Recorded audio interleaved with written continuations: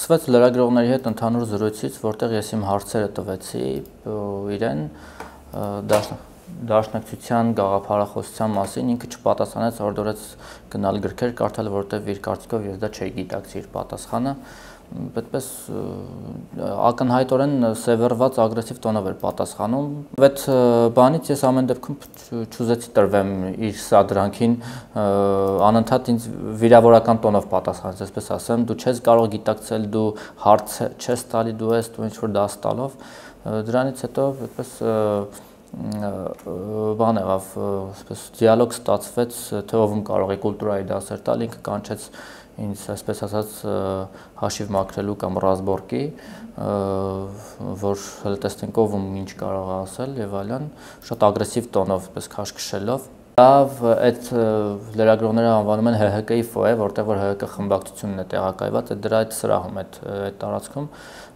լրագրող ընկերներից, գոլեգաներից այդպես փորձեցին միջամտել ու հորդորեցին, որ չգնամ, այդ չտրվեմ այդ բանին։ Ես չգնացի, մնացի, ինքը նորից հետ վերադարձավ, Ռուբիկ Հակոբյանը նորից հետ վերադարձավ ու նորից պնդեց, որ ես գնամ իր հետ։ Մարդիկ կային, որ գոլեգաներից որոշեցին գալ ինձ հետ, որովհետև երևի կանխազգում էին, որ ինչ-որ բան այն չէ։ Այնպես ստացվեց, ինքը բանարից թույլ չտվեց գալ ոչ մեկին, ինձ էլ ասաց, արի տեսնենք ինչ էր ասում բան, ես ենթադրեցի, որ երևի գնում է ինչ-որ ձևով ամեն դեպքում քաղաքակիրթ ճանապարհով զրույցի միջոցով հարցերը պարզելու, հասկանալու։ Գնացի այդ կողմ, գնացինք միջանցքով դեպի արդեն դահլիճի կողմ, բայց ինքը չբարձրացավ դահլիճ, ասավ արի այստեղ, ներքև դեպի լրատվական վարչություն տանող ճանապարհի այդ աշճանների մոտ, այդտեղ արդեն իջանք մի փոքր ներքև, որտեղ մութ էր, մարդկանց աչքից հեռու եւ տեսախցիկներ չկային տեղադրված։ Ենթադրաբար ես արդեն այդ պահին, որ այդ ուղղությամբ ինքը տարավ, ես հասկացա, որ Ռուբիկ Հակոբյանը այլ բանի նպատակ ունի, բայց արդեն ուշ էր, այդպես իջանք ներքև, ինքը միանգամից էլ ինչ-որ հարց տվեց, թե դու մեր ասում, թե այդ ինչ էր ասում, հլա ասա, չգիտեմ ինչ,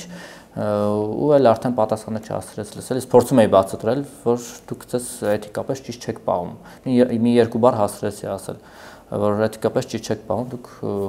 կոպիտ եք խոսում, ագրեսիվ, վիրավորական տոնով եք խոսում լրագրողի հետ, ձեռքը մեկնելով վրաս եք խոսում, ես ձեզ խնդրեցի ձեռքով չխոսել, բայց այդ ամեն ինչը կիսատ մնաց, միանգամից ինքը հայհոյեց, ոչ եթերային հայհոյանք իհարկե, հայհոյեց ու միանգամից հարվածեց դեմքից ու աչքիս այս պահին եւ ոչ միայն դեմքից ընդհանրապես։ Մի 2-3 րոպե այդպես հարվածներ եղան։ Թողեց գնաց, հետո ավելին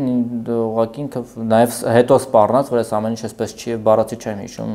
ինչ բառերով, բայց նորից սպառնաց, էլի հայոյանք ու սպառնալիք, որ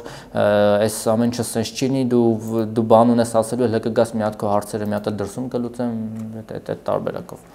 Ինքը լրագրողների հետ զրույցում ասել է, որ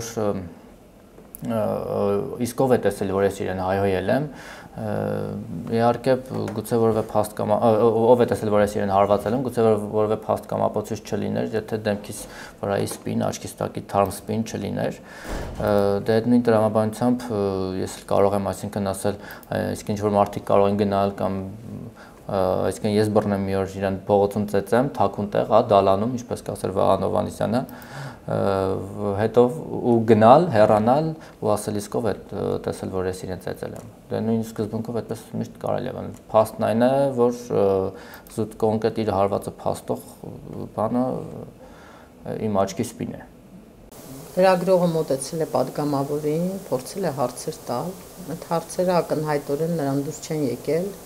ինչ որ մի պահից խոսակցությունը սրվել է, ես տեսանյութը նայեցի, լավ է, որ կա նաև տեսանյութը այդ երկխոսության, որտեղ հակառակ պարագայում կարող էր ասել, որ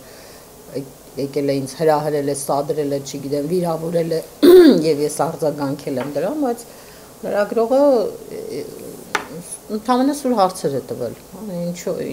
որն է դաշնակցության գաղափարախոսությունը ձեր կարծիքով, եթե հնարավոր է կարճ ձևակերպեք մի քանի բառով, այդ ինչ գաղափարախոսությունն է, որ դուք ձեր մեջ կրում եք, որտեղ մինչև այդ հարցազրույցում ինքը ասել է, որ ես գաղափարախոսությունը կրում եմ իմ մեջ, ընդհանրապես խոսքը գնացել է դրա մասին։ Մի խոսքով զայրացել է, վրդովել է եւ մի քանի րոպե հետո հարցազրույցը ավարտելուց հետո մոտեցել է, կանչել է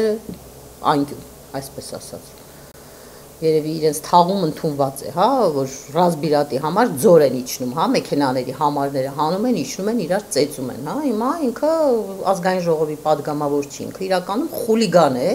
գողական է, հայտնվել է մի հատ մի տեղ, որտեղ իրեն հարիր չի այդ տեղը պարզապես։ Եթե մինչև հիմա մենք շմայսների, թոխմախների դեմ էինք պայքարում, պարզվում է, որ նրանք ընդհանրապես հրեշտակներ են Ռուբիկ Հակոբյանի